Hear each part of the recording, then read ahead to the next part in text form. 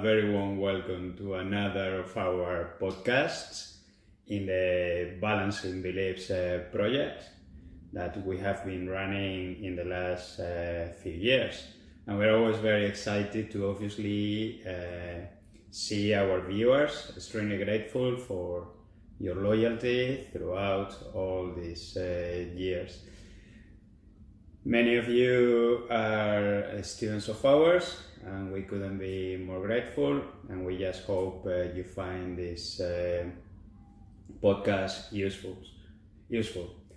Just in case this is the first time you have seen one of our podcasts, I would like to introduce you to Dr. Helen Hall. Helen is an associate professor at Nottingham-Trent University, and I am Javier Garcia Oliva. I'm a professor of law at the University of Manchester. And in our podcast and in our blogs, we tend to focus on legal issues concerning freedom of religion and wider belief, but not necessarily. Then it's Halloween. I know that there is this fascination for Halloween in the UK, and I always maintain that it must be quite very much influenced by the USA and so on. But now every single time I go to continental Europe, all children and not so children are very excited about Halloween also. In Spain, in Italy, it's become a global issue, and it's a very interesting celebration. Then we're going to, obviously, in light of Halloween, Helen has told me that she is going to tell me a story that I haven't heard before. Then I'm really excited about it, looking forward to that. And it's apparently a story, but you will hear exactly at the same time as me. Then I'm completely oblivious to what the story is about. But she mentioned that it reflects on the history of religious freedom here in the United Kingdom, which is something that you and I have explored thoroughly in the last few years, and also on the whole notion of constitutional culture, that, as you know, is another of our strongest interests, and we have reflected on the notion of constitutional culture in former podcasts. Then all ears. I can't wait to hear this story, and then I'm sure this will trigger a discussion between both of us. Absolutely, and you can always chip in the questions, can't you? Yeah, I can. Well, in defence of Halloween, it was exported from Ireland to the States, you know. In fairness, it's kind of come both sides of the Atlantic. Yeah, but it's now traditionally associated with the USA. It is, definitely. In the let's say in the day-to-day culture of wider people understanding of the. But yes, originally, that's a very, very fair point. Yeah. Anyway, rather than ruin a good ghost story by being academic about it, so the story takes place in 18th century London, and it involves an alleged haunting. But before we get to London, there's a bit of a backstory to the haunting, which is relevant in order to understand what happens next. I appreciate this is going to appear a bit tangential, but it actually begins in darkest Norfolk. And it begins with a slightly complicated love story between a young woman of a local gentry family and a nouveau riche at best young man. The family of the young man do end up coming into some money, but he's not as socially respectable as the young woman. Anyway, they fall in love. Her family are not keen on the idea of them getting married, but the couple cunningly get round this because he gets her pregnant. Therefore, they might not be thrilled about this. But they end up accepting it. Or that they don't have a lot of choice. Yeah. In fairness, the young woman, Elizabeth Lyne, doesn't have parents at this stage. It's her siblings that are involved. Maybe it's a bit easier. Maybe it's a bit easier. I don't think anyone was a happy bunny. But anyway, they managed to get their way.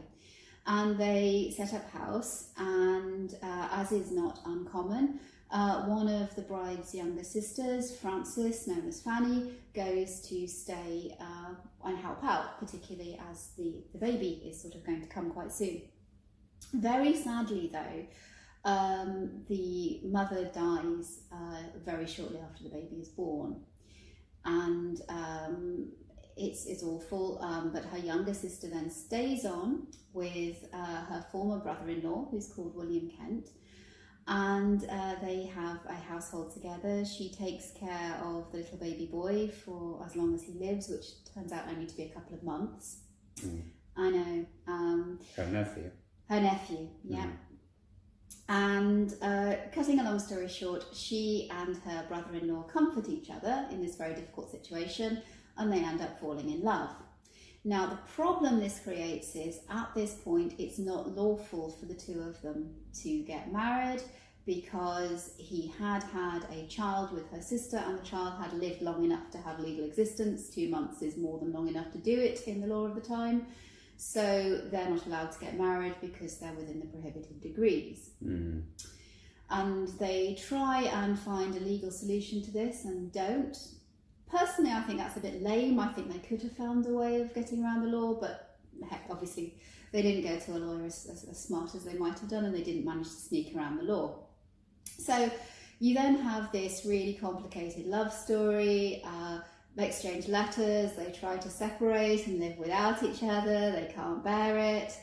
And in the end, she ends up eloping to London, where William now is. So we have this scandalous situation where William and Frances are in London, but they can't get married because that's not legally possible. And obviously in the 18th century, in the terminology of the time, living in sin is a big problem. So they're trying to hide out in London. Only Frances and Elizabeth's family are royally displeased. As you can imagine, her brother is not at all thrilled with this situation. First of all, he gets the older sister pregnant, and now he's eloped with the younger one, who soon is also pregnant, so they are really not pleased. And rather than keeping quiet about the situation, this family want to tell everybody. So there's all sorts of scandal around London, and this ends up getting Frances and William kicked out of the lodgings where they are. So they are in a difficult situation, looking for another place to stay. Now, interestingly, they rock up at church one Sunday. Now, this is kind of interesting. It shows that they see themselves, I think, as respectable people. These aren't people who wanted to be a kind of rebel against the system. But it just so happens that the officiating clerk of that church, so not a member of the clergy, but somebody who has a position. What denomination? Oh, Church of England. Okay. Yeah. That's pretty, as I say, they're people who see themselves as being respectable in Georgian England. Yeah, no, that's fair enough. The kind of prejudice in society. So yeah, they turn up at their local Church of England church. And that is relevant to where the story eventually is going. And they meet this officiating clerk who, unbeknownst to them, is somebody who's got a major drink problem and a bit of a reputation as a dodgy character in the local society. However, because of his drink problem, he's got habitual problems with money, which means that despite having a reasonable job, he tries to make money by taking lodgers into his house, and they need somewhere to stay, and what do you know? It's a solution, so it seems. Now, fast forwarding through quite a bit of this, the guy who they've moved in with, Richard Parsons, as I've said, is an alcoholic and has all sorts of problems. He borrows money from William, doesn't pay it back, which is perhaps not surprising given that he's borrowing money because he is in a hole and he drinks all his money away. So they end up falling out, and no, they were renting. They were in his house. They were living in his house. It's a bit cheeky. So yeah, he borrowed money from William. He borrowed money from his tenant. Yeah. And then doesn't pay it back. And there's a whole big drama about this. But this is in addition to the sum they paid for living there. Oh yeah. Okay. This has got nothing to do with the rent. This is just as well. They become friendly. And also, as part and parcel of them becoming friendly, stupidly, because William doesn't seem to show the best judgment, he confides in Richard about their situation, which may not have been the best thing to do. And it's interesting because whilst they're in this house, they do develop a sort of friendship with the family. William is away on business sometimes, and significantly, while he's away, he leaves, obviously, Fanny, who's obviously feeling quite lonely. She's in this strange city by herself. And she asks if one of the daughters of the family will go up and share a bed with her, which in the 18th century isn't unusual. People normally shared a bed as adults. There was nothing sexual or dubious about it. It's just houses were very cold and nights were long. And she gets friendly with the 10, 11-year-old girl called Betty, who lives there, which will be significant in a while. Also, interestingly, Fanny herself complains of banging and scratching noises, and there's never a satisfactory explanation for this. Richard's wife says it's a tradesperson next door who's doing lots of work late into the night, but it goes on even on a Sunday, and there's never an answer for it. It never gets resolved. As I say, they have this blazing row in the end over the unpaid debt, which ends up in Richard more or less literally throwing their stuff out into the street. And off they go and they find somewhere else to live. Now, very, very sadly, not long afterwards, Francis dies of smallpox, which is something that happens a reasonable amount in Georgian London. And if you're from a rural area and you move to a big city with lots of horrible diseases, it's even less surprising. However, again, cutting out a fair bit of the saga, there are then noises more and more in the house where Richard is living. And they always seem to centre around where Betty and her younger sister are in the house. And Richard starts to put around the rumour that the scratching is Fanny, that this is the ghost of this woman. Never really a completely satisfactory explanation as to why it started while she was still alive. Some vague suggestion that it might have been her older sister trying to warn her that she was married to a monster. Yeah. But the interpretation is that William actually poisoned Frances. She didn't die of smallpox at all, and that the ghost is trying to get her story, is trying to get justice. That's why she's hanging around. Now, this story manages to get traction and publicity, even though they live in quite a ratty little street called Cock Lane, as it happens. Yep, and apparently it's not to do with chickens either. It's one of the oldest recorded street names in Europe, and apparently it was a street where the medieval sex trade was lawful. But there you go, anyway. It's never been a very respectable neighbourhood, and it still isn't now. But there's fascination with this poltergeist sort of activity, and all sorts of people start coming and wanting to hear the ghost. The ghost is never visible, interestingly. There's only one person who actually, quote unquote, sees the ghost, and this is very early on, and it's a drunken, not very bright friend of Richard's, who sees somebody or something in a sheet in the house and absolutely soils his trousers and is completely traumatised by this. But he did say that he was going to investigate, but interestingly, Betty said, oh, no, you don't want to go upstairs, you don't want to annoy that ghost you've just seen. But he interestingly is the only person who ever actually sees anything. But you get suddenly the great and the good turning up to London to see this ghost. You also get people taking the story very seriously and saying that, you know, William should be investigated for murder. Obviously, he's not someone who's going to look like Mr. Respectable. Yeah.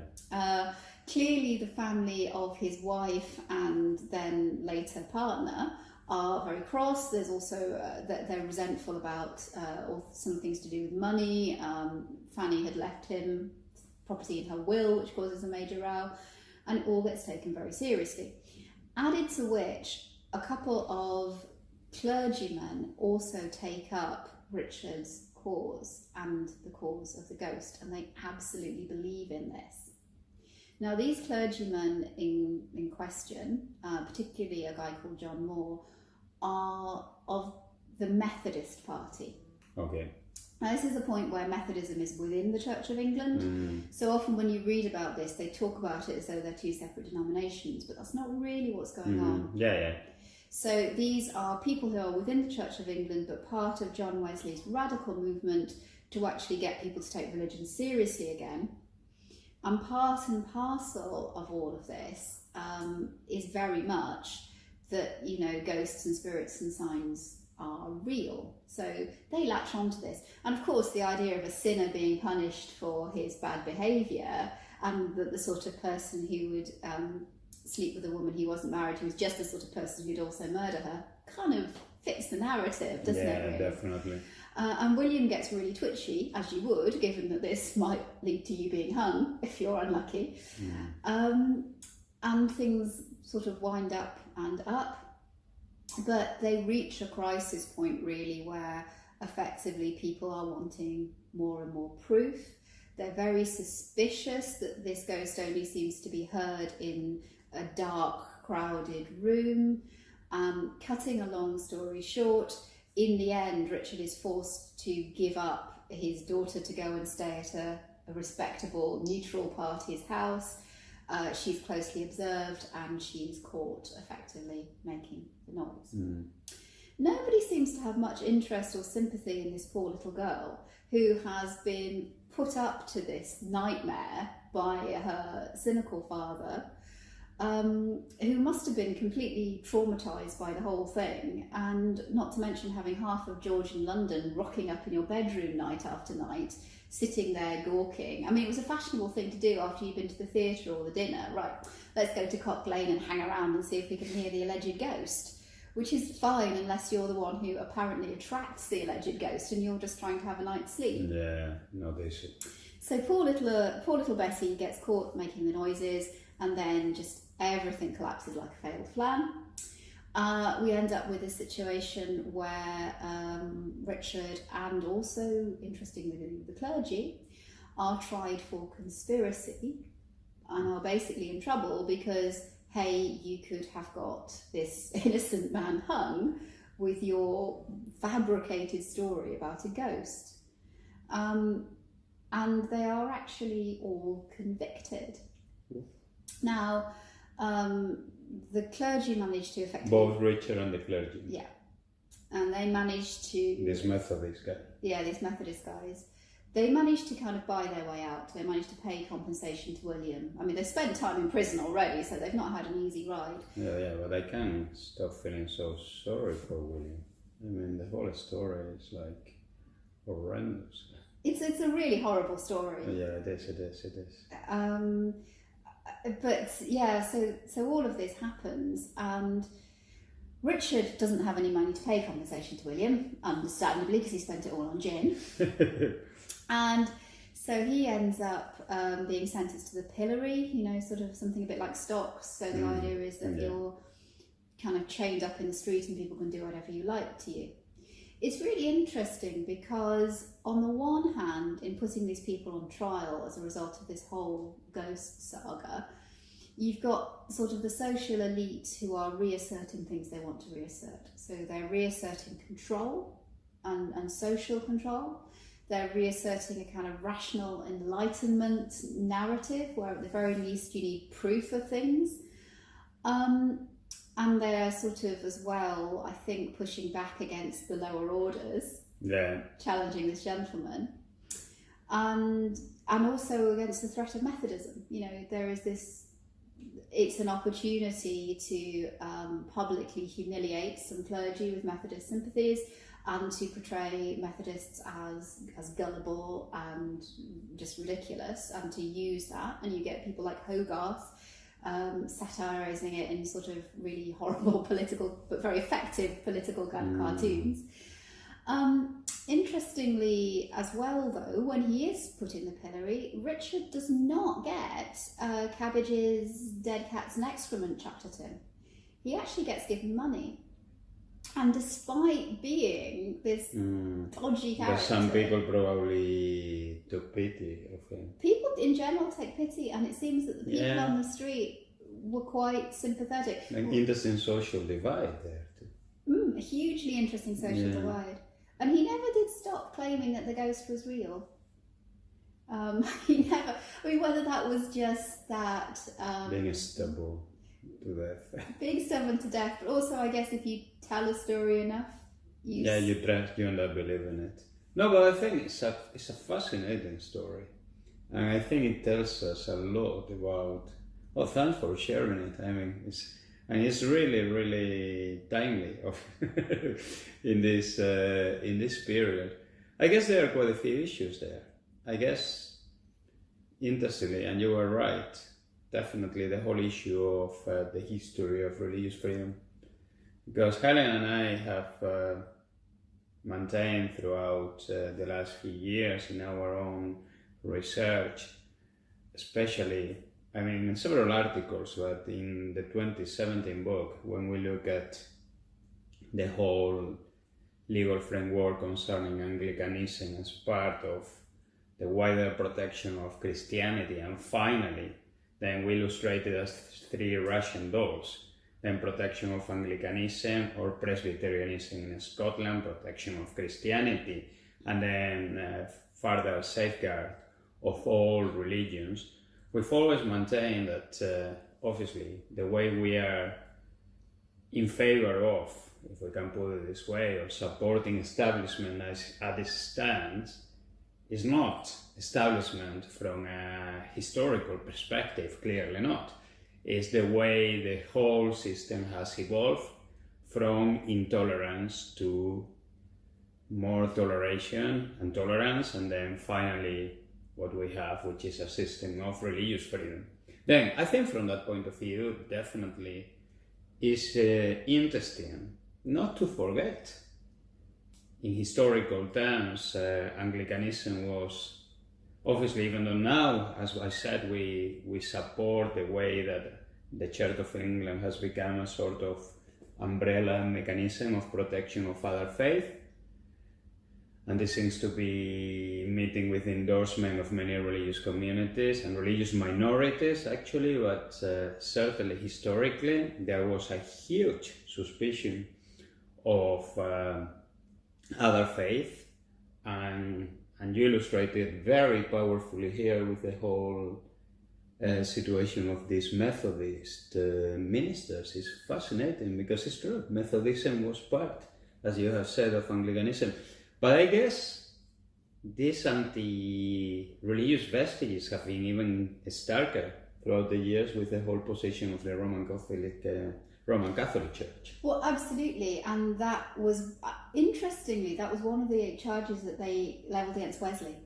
In some of because this whole Cock Lane affair became something to beat up the Methodists for, and they accused him of being a crypto-Catholic. They accused him of being secretly Catholic. Yeah. You believe in all this ghosts and exorcism nonsense, you're one of them, really. Well, yeah, because the truth is, let's face it, until very recently the legislation has been, there have been quite a few anti-Catholic vestiges that we could definitely, and I think it would go beyond the scope of this, but I think it's definitely a fact that we have luckily embraced religious freedom, but it hasn't been an easy trouble, and therefore we should never ever take it for granted, because it's taking us a while to move there. I think the other issue there is about the whole constitutional culture of and how you illustrate it very powerfully with the whole procedure and the legal enforcement, and well, and the fact that this obviously these gentlemen were facing these very severe penalties, and how but how somehow the whole constitutional culture of, and then that's why I highlighted this striking divide between the more cultural elements of the society that would definitely condemn this as something against like the fundamental values of our society, I would say, and on the contrary, these other sectors of the society, perhaps more deprived, who would feel like, as you were saying, very sympathetic. I think those social divides are still there. Especially, we have seen that in the whole. Absolutely, and I mean, partly access to education makes a difference to how you see the world. But it's interesting as well that it's a time where it's becoming less acceptable for social elites to believe in things like ghosts and witchcraft. But you see historians like Owen Davis demonstrating really powerfully that these beliefs are still quite alive and well in popular culture. And there's a kind of resentment that the legal system is hanging them out to dry a bit. Yeah. And also in some ways that they perhaps feel the church is as well. Because Methodism is attractive because it's speaking to things that are meaningful to them. And also, if you are convinced your house is haunted, and the response of your non-kind of Methodist, sort of Orthodox Anglican, if you like, is just to laugh at you stupid peasant, that's not very pastorally helpful, is it? Yeah, certainly You don't want your church to do that. Yeah, no, certainly not. I mean, it's been a very, very interesting. That wouldn't happen now, by the way. No. I think we need to say that. It's important. Yeah. The Church of England now has a more enlightened approach, I hope. That's why we support the Russian dollar. Otherwise, it would be difficult. Anyway, great to thank you, Helen, for bringing up this fantastic story. I think it illustrates key messages. And once again, it's brought us back to our research interest and the whole idea of religious freedom and constitutional culture. And we very much hope in this very important week that you have enjoyed it. I have certainly actually enjoyed very much learning all about this very interesting story. I'm grateful to Helen for sharing it with us. And we very much look forward to seeing you in future podcasts. Thank you very much. As always, if you're curious and would like to learn more about this episode in 18th century London or some of the issues, you can find some links in the description box. And if you're interested in our work and our videos, do please like and subscribe, and take care of yourselves until next time. All the very best.